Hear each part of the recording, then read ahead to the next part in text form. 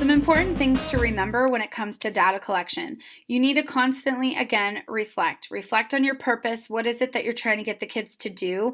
What are the student skills that you're observing and wanting them to master? And then also think about the population of students that you have. And they vary from classroom to classroom. I teach a couple of sections of regular language arts and I teach a couple of sections of honors.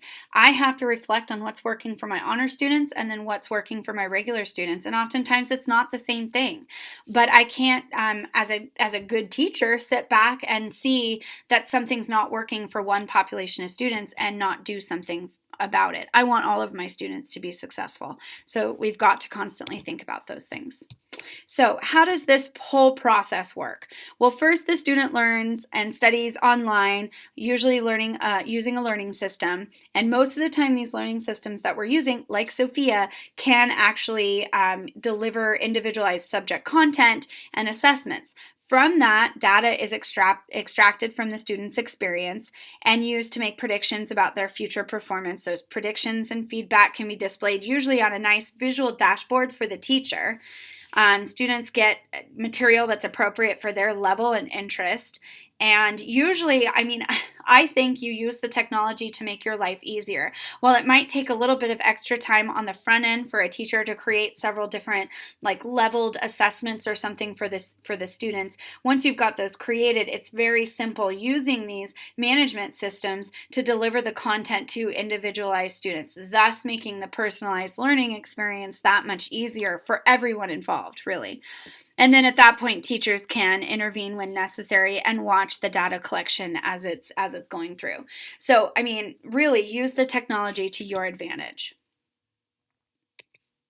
All right, so how do you get the students to have more onus in their education and to really start thinking about how to utilize that personalized education? Well, it's a part of your job as the teacher and the master teacher to figure that out. So there's a couple of different pieces that are important to the personalized education movement. First, the dual teacher role. Not only are you still the teacher or advisor in this classroom, but you're also kind of the coach. So that face-to-face time, that constant interaction with the students and figuring out where they're at and moving them along at their own level and pace is important.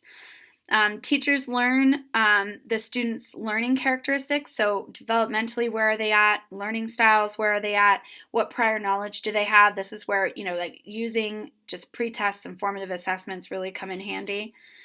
You also have to have a culture of collaboration in the school between teachers and students. Again, not only can technology help, mitigate the burden on teachers, but when you collaborate with an entire department, that also can help mitigate the burden. So really start to develop that collaboration piece. Schools or teachers that can really do a good job with personalizing education also should have interactive learning environments. So this is usually seen through teams and departments. You're also seeing with the students that they're working in teams or groups. You see a lot of thoughtful discussions, again, both teacher to teacher and teacher to student and student to student. And you also should see a lot of authentic learning activities. I think the pendulum is swinging in education where we need to start thinking about how can we personalize the education and how can we make it authentic? How can we engage the kids? How can we get them to be creative? I think those are some of the key pieces going on right now. Teachers need to have flexible pacing. You need to be able to look at the formative data and realize, whoa, they are not getting it. I guess I'm not going to give them the test tomorrow like I originally planned. I think one of the breakthroughs I've had this year is not constantly looking at previous years and thinking, oh, I used to teach this unit in this month and I'm not there yet. For various reasons this year, switching to Common Core, the fact that I'm starting to use iPads on a full school basis, a lot of different things.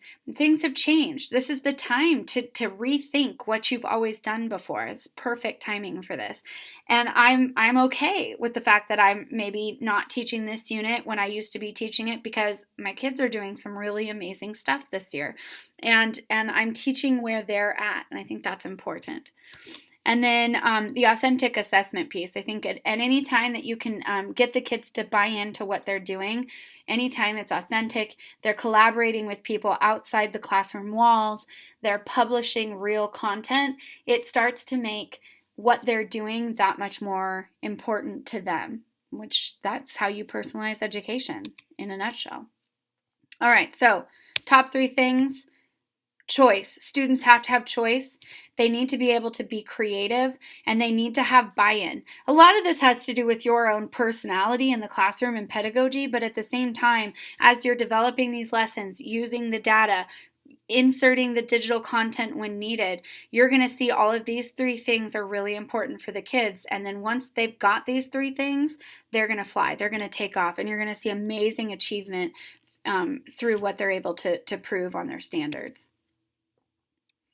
All right. Above all, as I've said repeatedly, reflection is the key to your success. What is working, what isn't? If you see that your students aren't completing a tutorial, have you thought about what interventions you might have in place to make that happen?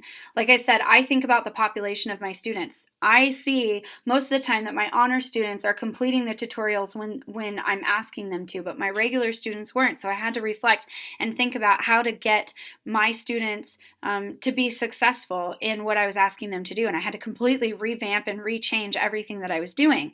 I don't want my students to fail. I want them to get the material, and I want them to be successful. So constant reflection and tweaking to make sure that the kids are getting what they need to get. What if you see they're taking a quiz or taking a formative assessment and they aren't getting it?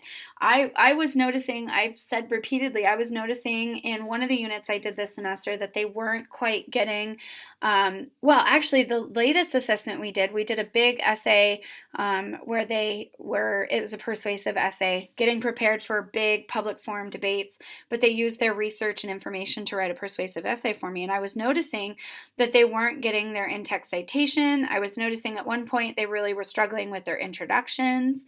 At another point, I noticed they really were struggling with their counter arguments. So I had to step in on all 3 of those places and give a couple of different direct instructions to the kids to make sure that they were understanding it. I used Nearpod, the app Nearpod, for that. And by the end, I felt like they totally understood what was going on. And as a result, I was very pleased with their persuasive essays this year. So again, teachers have to have flexible pacing. I wasn't necessarily prepared or ready to have to do some backup or, re-instruction, but that's what needs to happen. You have to have flexible pacing. Again, I reflected, I stopped, I saw what they were doing, I jumped into their essays, and I saw that I wasn't pleased with the results I was getting from them. And so therefore I said, okay, I took a step back and I changed up my lesson plans. So that comes into modifying your lessons. You've got to be able to modify and adjust. Bottom line, you want the students to be successful. You don't just plow through to the test if they're not getting it in class beforehand. So you've got to be paying attention to the application process in class as they're, independently working, or if they're working on something in class, you're walking through an example and you see that they just don't get it. You've got to go back, you've got to reflect, you've got to possibly even look at the data team process on some of the ideas that you guys came up with as a team to help in that area. So that's a good segue. The next thing I wanted to talk about was the data team cycle. So it's important, like I said, to collaborate. Hopefully you're working in a place where you do have a team put together. It's important to go through an entire data team cycle on a summative assessment. However, that's really only going to guide your instruction for the following year. So it's actually better to have common formative assessments in a team and to go through a data team cycle on those formative assessments in the middle of a unit. And that can really be beneficial to help guide your instruction, especially if you have other team members there to help you as you realize, whoa, they're not getting it. What can I do? So this is where you can work together to help mitigate the burden, right? If you're in this data team cycle. This is something I have to admit that my department isn't quite there yet. I mean, we do data team cycles for the most part on summative assessments, but we're just not quite there with all the juggling around and changes that have been happening to do this as often as we would like. But it is something we've mentioned repeatedly to each other, so I'm excited for next year thinking that this is going to happen on a more regular basis. So what does the data team cycle look like? Well, you're supposedly, gathering the data from formative assessments. You should be setting goals either beforehand or after you gather the data. Actually, you should probably be doing that both. And then you plan some strategies around trying to fix what you're seeing in your data. you think about some benchmarks and deliverables as far as like if you're going to do another formative assessment and see if they get it at that point. Evaluate, adjust how you're going to fix the lessons to make sure that they are going to be successful, and it just continues the process. So the formative assessments, the common formative assessments, can be really, really powerful. So I did give you guys below this video a PDF that I have made to help my team in the data team cycle. Go ahead and take a look at that and see if it's something you might use. I was originally a data team lead and trained with the data team cycle, and that's kind of where the PDF came from, was out of that. And we've been using that for a couple of years now as we go through the cycle together. So see if it's helpful for you. All right, so what I'm going to do at this point is take some time out and show you some live demonstrations with a Google Form, a formative piece with Google Form, as well as Padlet. But hopefully this has been helpful for you. You're almost done with this process, and don't hesitate to rewind and watch again if you feel like you didn't get all of it.